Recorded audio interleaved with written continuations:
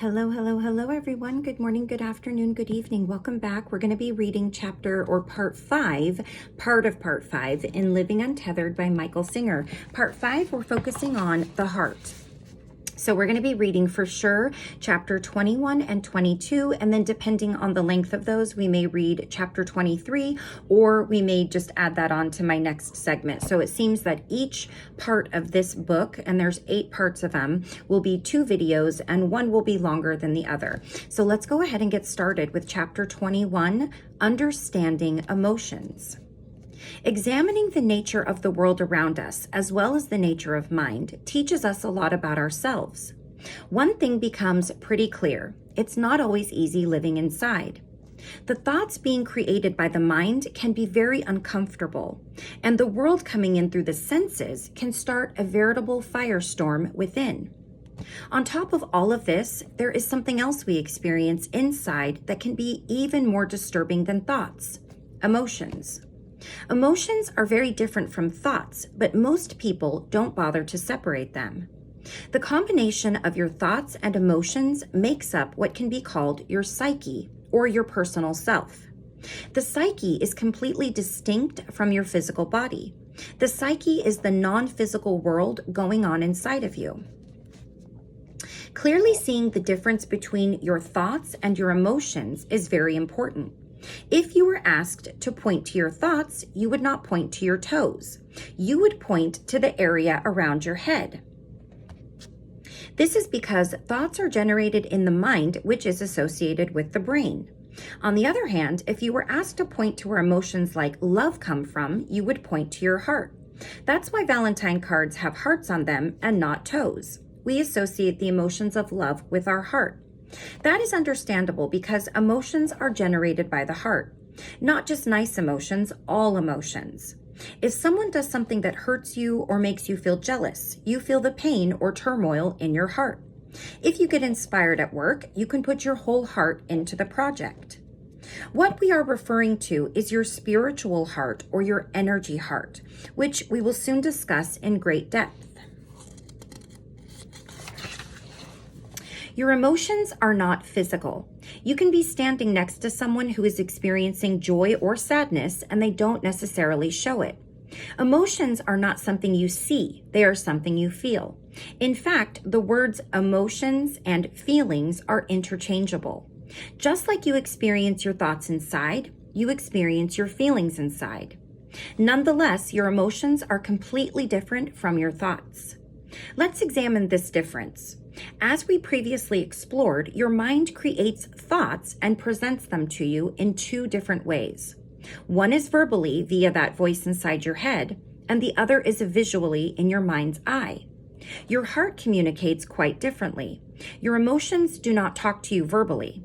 They are not simply a voice inside your head saying, "I feel so jealous." The voice says that because you feel jealous. There is a feeling, a sensation. That is what an emotion is. That's why we use the word feelings when we're talking about emotions, as in, he hurt my feelings. Saying this means the interaction with the person created an emotion inside of you that was uncomfortable. Thus, you have a verbal or visual thoughts inside your mind, and you also have these totally different things called emotions emanating from your heart. They are actually vibrations. They don't form specific objects like thoughts do. They're more etheric. Emotions are more like clouds instead of defined objects. They come up and they can be like waves flowing over you. They flush what we call your aura or energy body. Emotions are simply the sensation of experiencing a change in your energy. Like Obi-Wan in Star Wars put it, "I felt a great disturbance in the Force." You are always having inner feelings, but you don't notice them until they change. Notice that you only talk about emotions when they go to the extremes. "It hurts me tremendously. I can't believe how you could hurt me." Or, "I felt so much love. It was the most beautiful feeling I've ever had."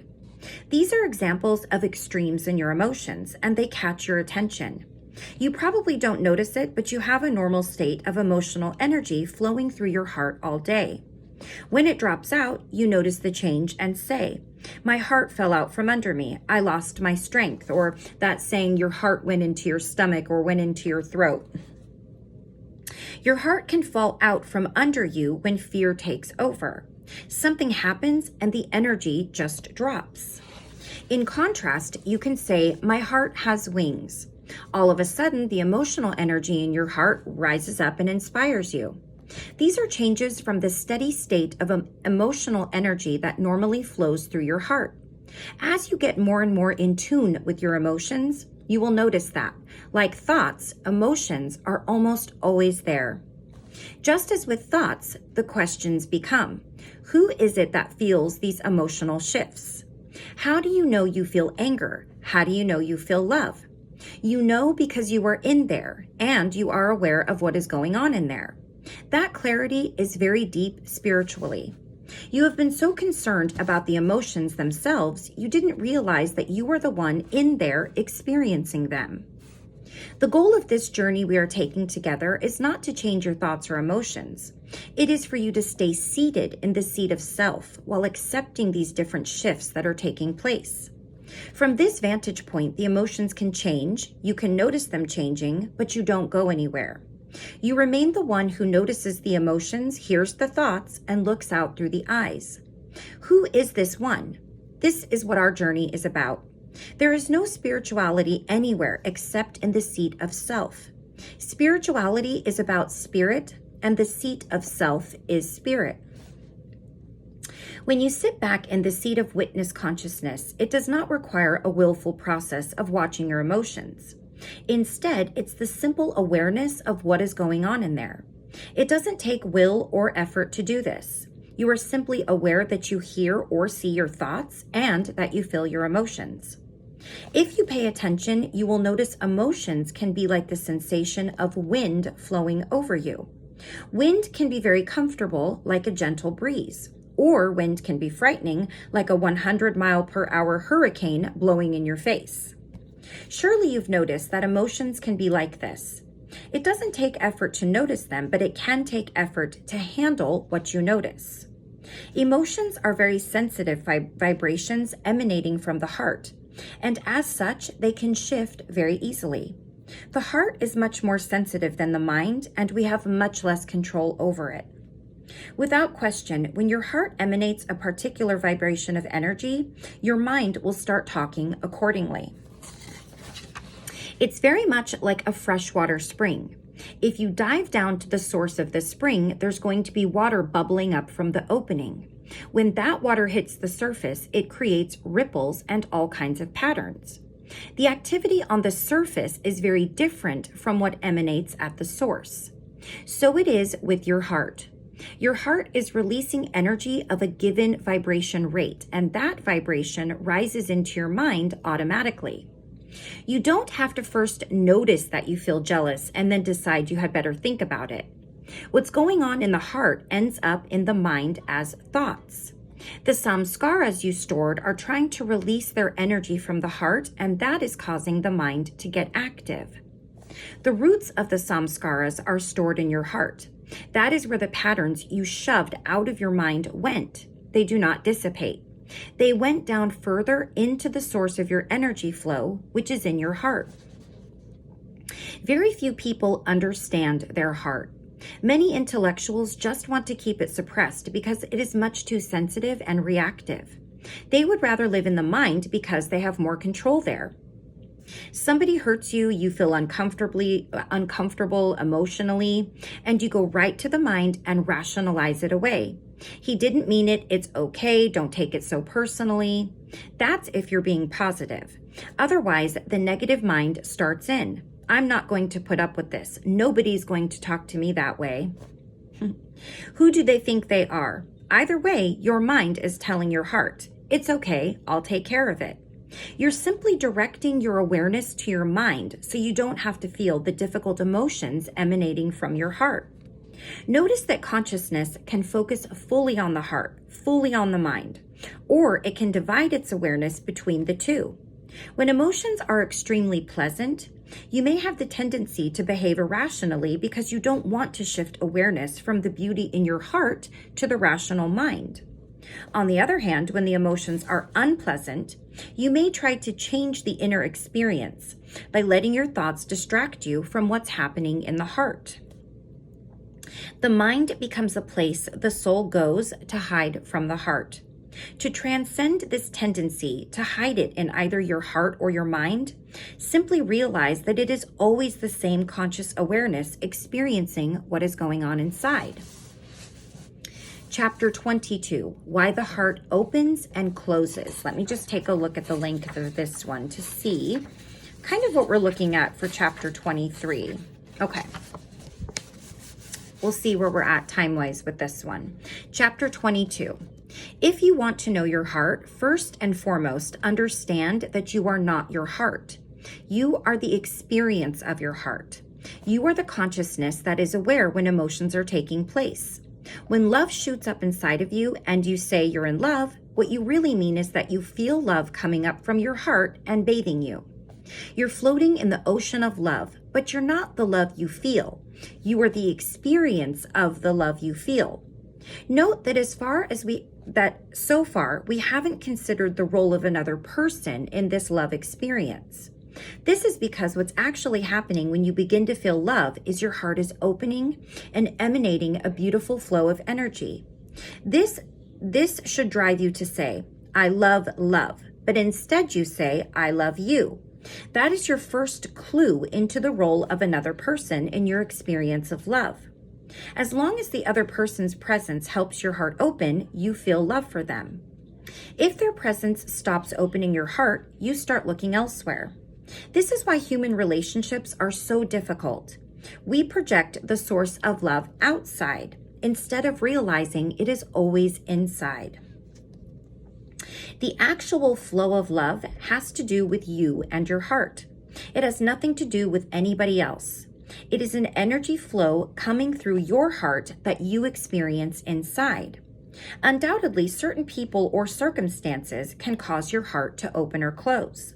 But the action of opening and closing is something your heart is doing, not the other person. By the time we're done with this discussion, you will understand why this happens.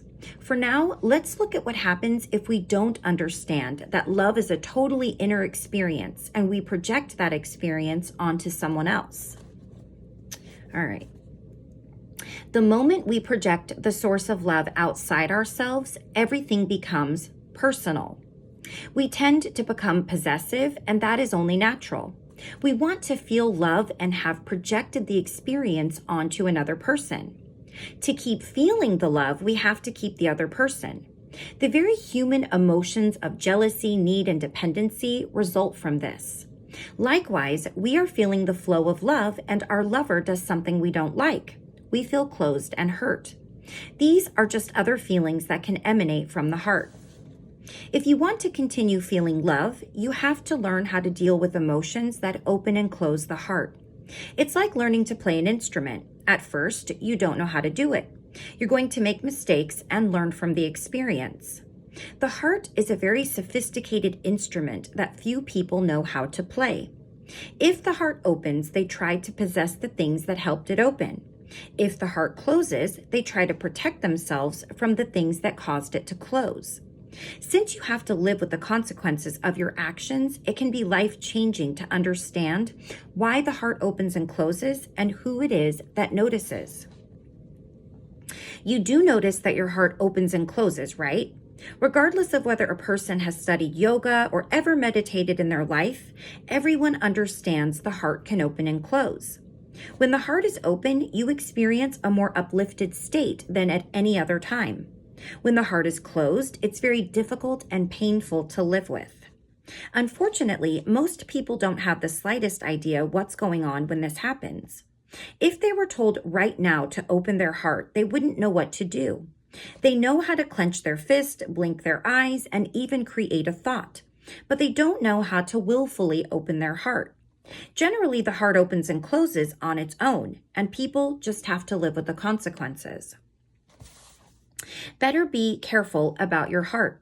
You can get so involved in the initial rush of energy when it opens that you get carried away. People have been known to say, I'm totally blown away. I'm so in love, I don't care where I live. I'll live outside in a tent as long as I'm with them. Let's see how long that lasts.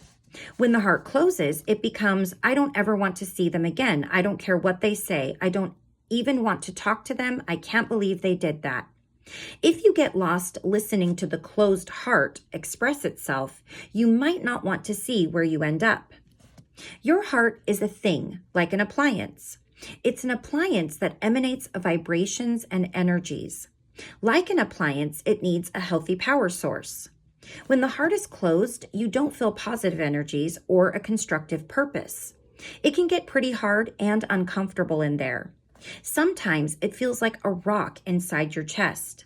You definitely don't want that, so in an attempt to avoid the experience, your mind starts making up stories of what to do. I'm going to leave them. They'll be so sorry. Can we talk about this honestly? The generation of these thoughts is just a process that happens in the psyche. When the heart closes, the energy flow is not strong, and this results in negative thoughts. It takes energy to raise things, and that includes the level of your thoughts. When the heart is closed for a period of time, people can even go into deep depression. That doesn't happen when the heart is open. Note that whatever state the heart is in, it feels like it's going to stay that way. Yet, you've seen at different points of your life that the heart does change if given the chance. People get so lost in the experience of the blocked heart that they ruin their lives over it. What the mind says when the heart is closed is not you. It's just the mind expressing the state of the closed heart. You are the one who notices. What if your heart is in an excited, open state? You're just as dangerous because you think it's not going to change. Generally, something is going to happen that curbs the enthusiasm pouring through your heart. If there is a reason that the heart opened, then there is a reason that it can close. The world keeps changing, your mind keeps changing, everything keeps changing. Therefore, if you can point to a reason why your heart is open, be careful, it will change. If you can point to a reason why your heart is closed, don't worry, it will change. If you let it, your heart will go through fluctuations as different situations cause it to open and close. When you don't understand this, you just react to your heart. It takes a truly great being to understand the heart. This is because they have spent years objectively observing the heart's behavior rather than running after what it wants or running away from what it doesn't want. A very important aspect of spiritual growth is understanding the dynamics of the opening and closing of the heart. In order to fully explore why the heart opens and closes, we must first bring our discussion to a deeper level. We said earlier that you experience three things inside yourself: the world coming in, the thoughts of your mind, and the emotions of your heart. Truth is, there's a fourth thing you experience in there. It's in there all the time, but most people are so lost in the first three, they don't focus on the fourth object of consciousness. Nevertheless, there is a very powerful energy flow inside of you. In different cultures, it has been called by different names, such as Shakti, Chi, or Spirit. For the purposes of our discussion, we will use the traditional yogic term Shakti. Once you quiet down enough, you will realize this energy is constantly flowing inside of you. You sometimes even make a reference to it when your energy level suddenly changes. You say things like, "When she told me she loved me, I got so filled with energy I was floating on a cloud. I could feel it rushing through me for days." In other situations, you say, "When she told me it was over, I hardly had the energy to drive home. It left me so drained I couldn't go to work for a week." These statements are referring to the surface level of the energy we're discussing. There is a much deeper core flow that you will experience as you transcend your personal self. It is this deeper energy flow passing through the open heart that you experience as the sensation of love. Because the energy can only go as high as you let it, this beautiful love experience does not happen that often for most people. Nonetheless, there is almost always some energy flowing through your heart, creating your normal emotional state. The reason the energy flowing through the heart fluctuates so much is because of the samskaras you've stored inside. You inwardly shoved away the experiences you didn't like having and clung to the ones you did. These unfinished energy patterns are real, and they act as blockages to your inner energy flow. When your energy tries to flow up, and it is always trying to flow up, it cannot because it hits these blockages. The energy of the Shakti flow is much subtler than that of the samskaras, so the Shakti can go no higher. Before we delve further into the Shakti flow, let's take a look at what happens when a blockage gets hit or activated by a life experience. You may never have thought about it, but you know all too well what happens. When any particular blockage gets hit, the energy held in that blockage activates, and you start feeling the emotions and thinking the thoughts that are associated with the past experience. Your inner state becomes dominated by the unfinished energy patterns stored inside, and you become totally lost in them. In this state, you are not in charge of your thoughts or emotions, nor are you in charge of the opening or closing of your heart. The activated samskaras has taken over your life. If you're not careful, it will determine your future by the choices you make in that unclear state. Here's an example of what the mind sounds like when a samskara has been hit. I can't believe he said that. My father used to say stuff like that to me, and I hated it. That's why I left home so young. No way I'm going through that again. I don't need to be in a relationship with someone who reminds me of my father. As illogical as this may sound, it's not. The person you are interacting with is not your father. And if you didn't have those samskaras left from your relationship with your father, you would probably be handling your current relationship much better. In the truest sense, what was said didn't bother you. It hit the samskara, and the activated samskara bothered you. Regardless, to protect yourself from the disturbance, you closed your heart. Your samskaras are what cause your heart to open and close. All right, let me just take a look at chapter 23 and 24 and 25. Okay, I think I'm going to stop right there because the next 3 chapters will probably be a little bit longer than this video. It'll even it out a little bit. So we'll stop right there. I think that was plenty of energy to start with, plenty of information to go with talking about the heart. I am going to give a little side note here, a little personal opinion. I don't like to do that too much, but if you've listened to or read any books by Joseph Murphy talking about the subconscious mind, if you are familiar at all with any of the teachings of the angels and some of the teachings of the archangels, you may feel differently about the author's opinion as far as where your emotions come from, specifically negative emotions. From my understanding and what I personally believe is that your negative emotions, everything comes from the brain. You don't feel anything with your heart except love. And the reason for that is because your connection to Source or God lies within your heart, that spark and that light. So it can't feel anything but positivity. And your mind sits in service to your heart. So it's kind of an analogy that I like to use is that a painter uses their heart to create and to make their art, but the mind tells it what color, tells it to pick up the brush, put the color on the brush, and put it onto the canvas. The mind is simply to get the tasks done, and the heart is where all creativity and love comes from. And so negativity, any negative emotion comes from the mind, not necessarily the heart. That's just what I've come to understand, and that's just my opinion and my belief. So I still do think that what he's saying is relevant, regardless of where the emotion comes from. We are still talking about the heart. Love is from the heart. So I don't take away anything negative from this or think it untrue. Maybe I'm looking at it a little bit differently. And I hope that makes sense. It makes sense to me how I'm looking at it, but that's just my perspective, right? That's my opinion. So anyways, I just wanted to make a little side note there in case you've read them or you've listened to them and you're wondering yourself, like, wait a minute. But again, with these spiritual books, we are exploring all schools of thought. in a non-religious way, just the way that the human soul, the body, the heart, the mind operates and works, and how we can help ourselves to allow these things to operate for a more joyous, happy, peaceful, content, and more evenly keeled way of life. So until next time, we will read chapters 23 through 25, still on the heart, and chapter 23 is titled Dance of the Energy Flow. So until next time, please take care of yourself. Please take care of those around you. If you haven't already, please hit subscribe, hit the notification icon so that you can know when I post my next portion of whatever book I'm reading if you're interested. And I will see you again very soon.